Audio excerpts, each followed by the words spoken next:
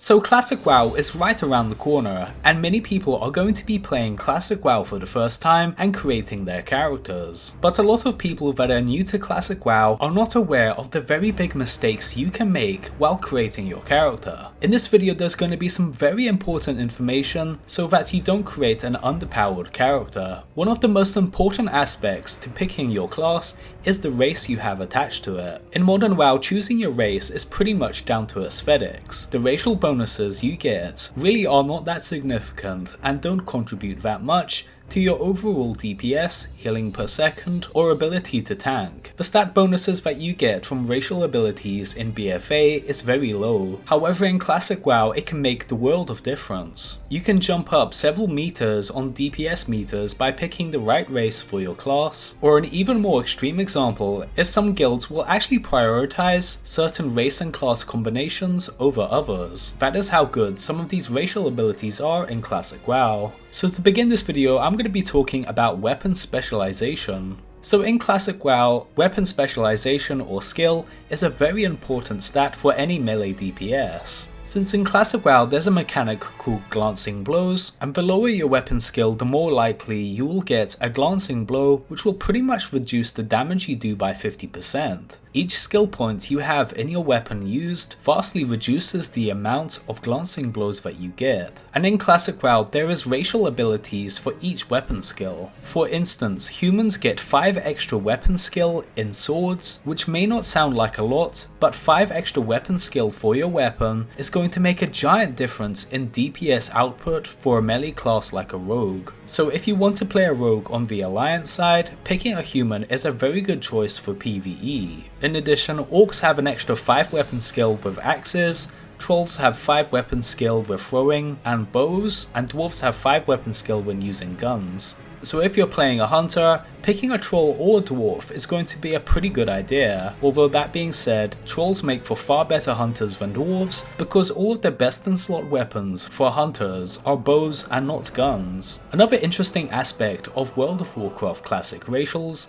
is unique priest spells. So you guys may have heard of why people really prefer dwarf priests in Classic WoW. In Classic WoW there was a very interesting mechanic where uniquely for the priest class, different races would get unique spells and abilities that only their race could use. No other class had this mechanic, but just for priests, they decided to implement this into the game. As you can guess by now, these unique spells are not all equal. The Horde side definitely got the short end of the stick when it comes to priests. Dwarf and human priests get a very cool ability called Desperate Prayer. Desperate Prayer is a very big heal that is instant and costs no mana. So if you are a dwarf or a human priest and you're about to die, just popping this will pretty much save you from dying, and it would fill a vast amount of your HP bar. No other races in WoW Classic have this ability, so picking a dwarf or a human priest is definitely a big advantage. However, that is not to say that the dwarf doesn't have something over the human. The dwarf has a really useful ability in PvE called Fear Ward. Dwarves and only dwarves can have access to this fear immunity spell that has a short cooldown.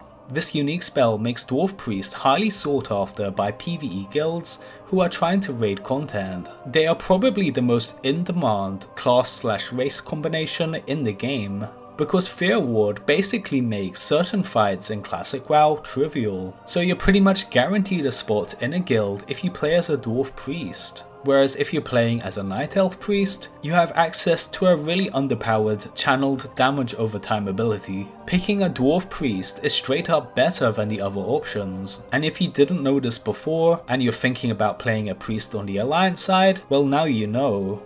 That is not to say that the Horde doesn't have anything cool on their own side. In fact, Horde have some of the best PvP racials in the game. A good example of this is Hardiness, which is unique to orcs of all classes. Hardiness is a passive ability that gives you a 25% chance of resisting a stun. Yes, you heard me correctly, it is a passive ability and doesn't need to be used. Imagine that today in modern WoW, anytime the stun is applied to you, you have a 25% chance of literally dodging the stun. That is how good this racial ability is. In addition to that, the undead also have a very broken ability for PvP called Will of the Forsaken. Will of the Forsaken basically takes you out of most crowd control with a very short cooldown. As to which one is better, it's kind of hard to say, but both of them are very sought after for PvP players. If you see any serious PvP player that is on the Horde, chances are they will probably always pick a Orc or an Undead. PvP abilities on the Alliance side is pretty basic. Gnomes have Escape Artist, which is a 1-second cast that takes you out of an immobilization, which is definitely useful for PvP, but most people would take Hardiness or Will of the Forsaken for PvP any day. Another interesting aspect is stat increases. Gnomes have a flat out 5% bonus on their intelligence, so any magic based class is going to find a big advantage playing as a gnome because they literally get 5% extra on their main stat. On the other hand, Taurens get an extra 5% bonus on their stamina, which makes them naturally tanky. Another thing worth mentioning is that Trolls have a very good ability for pretty much every class. People never really considered it back in the day when we were playing Classic WoW, but the Troll racial of Berserking is extremely useful for pretty much every class. Berserking is an instant ability on a short cooldown that gives you between a 10% to 30% bonus on casting speed and attack speed. The percentage varies depending on how little health you have. The smaller the health you have, the bigger the percentage bonus on attack speed or casting speed. In high-end raiding guilds, people are going to be playing Troll quite a lot. It's extremely useful for caster DPS and healers. Not to mention they are by far the best PvE hunters in the game. There is a lot more to say about racials in Classic WoW, however this is kind of the basics. Hopefully this video educated you on how Classic WoW stats work, and maybe I saved you from creating a Gimps character that you didn't realize you were creating. When Classic WoW comes out, I'm probably going to be playing as an Orc Shaman, and I'm going to start streaming live on Twitch for the first time ever, so I'm pretty excited about that. When Classic WoW comes out, I'm going to be streaming a lot, so make sure you guys follow me at twitch.tv/vaulty. Well guys, I hope you enjoyed the video. Please drop a like down below and subscribe to the channel. This is Vaulty, signing out.